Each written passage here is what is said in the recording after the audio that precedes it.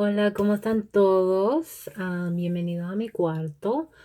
I'm just here processing my evening, trying to figure out what needs to be done for tomorrow to prepare myself for success, as I'm about to share here with you in a few of some things that I was just thinking about before I started the week. By the way, if you know me, you know I'm a little bit of a workaholic. So even when I should be relaxing, I'll find myself up occupying my time doing something. And now I can't stop touching my face. I don't know what's wrong with me. If I'm not working at work, I'm working at home for free. Just so that I heard something. Freaking out. So I feel like lately I've just been having no other choice but to relax myself to some degree. It might not be so much like, oh, I'm literally not doing anything for the whole entire day. Like, I'll do something. For example, like right now, before I get ready to head out of the house to do something else, I probably need to get some homework done. So I'm never just like not doing anything, which is also good. It's okay to relax and also pace yourself with getting stuff done. But, anyways, I talk too much and I'm sorry about that. Anyways, I was brainstorming about what things can help me prepare myself for the week, especially this week in particular, because when I tell you, when I got that text message telling me what my schedule was going to look like for this week, I immediately wanted to cry. I immediately wanted to cry because I'm looking at 10-hour shifts every single day. And by the grace of God, I had today off to recuperate myself and do a few things that I didn't have a chance to do over the weekend, but I still wanted to freaking cry. I still wanted to freaking cry. I still want to some degree, cry about the rest of the week. Because it's like, oh, today felt so good. Can we just get paid to stay home and do this every single day? Because that would be awesome. But that's not how life works. And so just keep in mind also when I share these things with you, I'm also speaking to myself. And these are things that I actually put into practice when I'm looking at weeks such as this one and I want to freaking throw myself down a flight of steps or something. Anyways, so if you're one of those people and maybe you don't necessarily hate your job, but you hate going to your job because work is just, it's not where, no.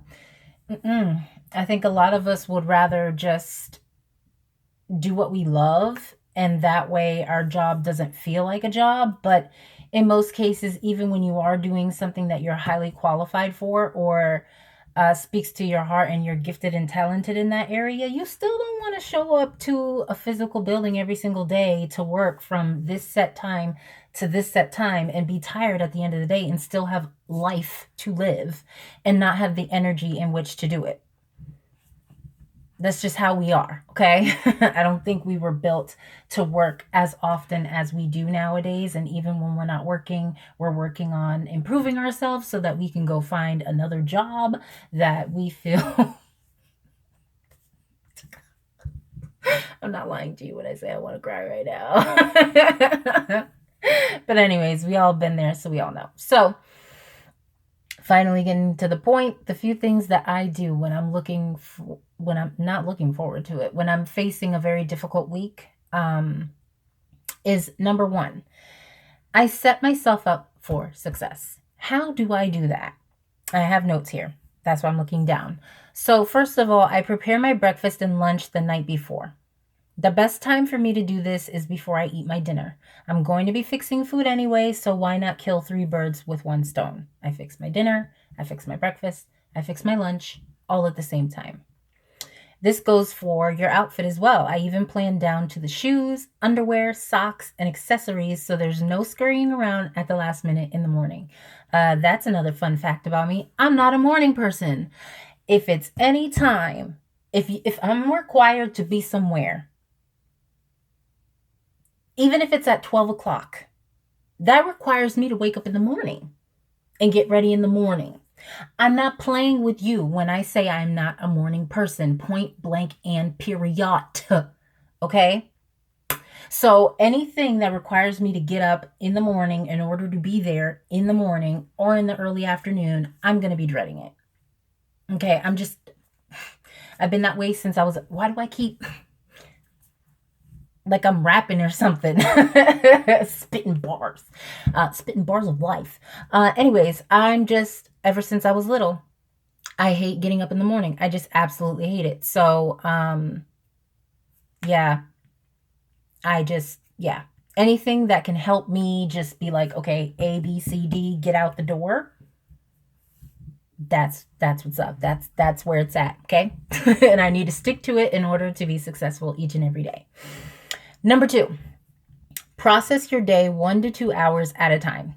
It's easier to tell yourself just make it to 11 a.m. or just 2 more hours until lunch than it is to convince yourself to push through the entire day. Like the entire day compared to time brackets seems just completely overwhelming. But if you can, like they don't, what do they, how do they say it? I'm probably going to mess it up. Which means I probably shouldn't even try. But they say like you eat an elephant one bite at a time or some crap like that because it's so huge. So you literally have to focus on the little tasks of eating it as opposed to just trying to eat the whole thing at once. It's kind of like that, okay? It's kind of like that. Another thing that helps me is first thing in the morning when I wake up is I start my day with God. Well, it's usually a video because, I'm not a morning person. So trying to get up early in the morning to read a few verses is probably not going to be it for me. I just literally, my last alarm goes off. I set about 7 of them. My last alarm goes off. I roll out of bed. I start getting ready to go to work.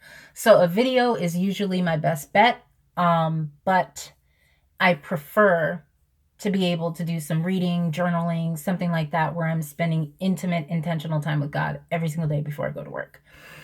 I might even listen to something or continue what I'm listening to at home on my way to work. I have a good 30 to 45 minute drive to work. So that's a lot of time to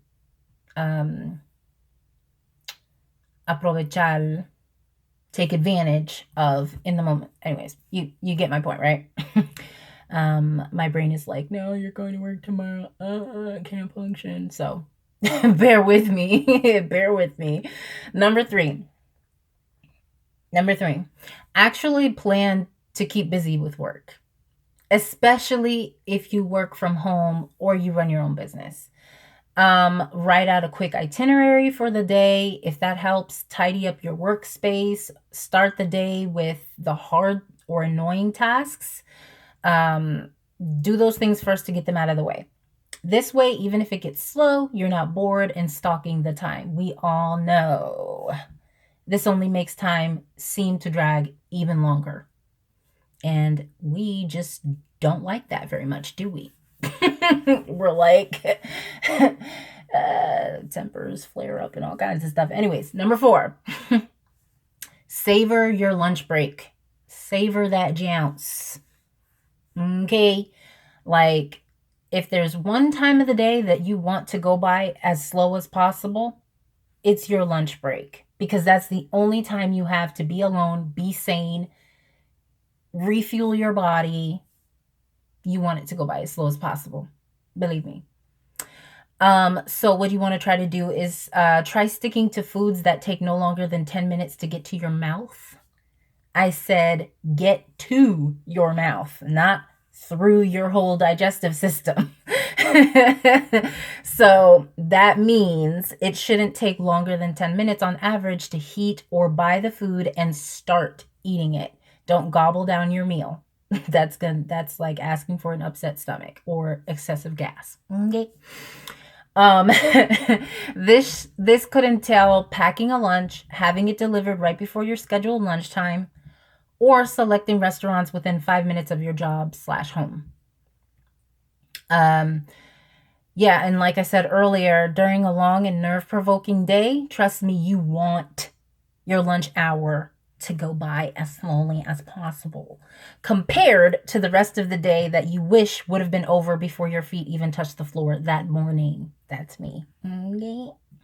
So what's next? Number 5. And last but not least, reserve the last 2 hours of your day to wrap things up. If you want to leave on time, that means you need to be done on time. Okay. And if you leave things to the last minute, you're not leaving on time.